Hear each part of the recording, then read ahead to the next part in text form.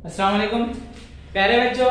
सवाल नंबर 3 है कि सचिन ने कौमी बचत सर्टिफिकेट में पहले साल 5,000 रुपए, दूसरे साल 7,000 रुपए, तीसरे साल 9,000 रुपए इस तरह से सरमायाकारी की, तो 12 साल में उसने कुल कितनी सरमायाकारी की। जो पहला सवाल देखिए उससे रिलेटेड है सवाल। पहले साल यानी ए, पहला साल 5,000, दूसरा साल 7,000, तीसरा 9, यानी उसमें डिफरेंट जो ना हो जाएगा तो वो हो जाएगा 2,000 का। तो कितना एस 12 मालूम करना है, यानी 12 साल में कितना सरमायाकारी की। तो एस 12 यानी एस एन पहले आपका लिखनी है, एस एन बराबर एन बटे 2 कॉस में 2a जमा कॉस में एन मनफी 1b।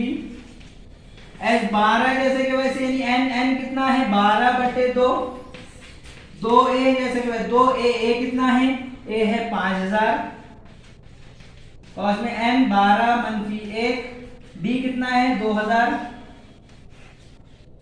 तो इस तरह से 12 6 हो जाएंगे, तकसीम करेंगे तो ये हो जाएंगे 10,000 जमा 12 में से 11 ज़रब 2,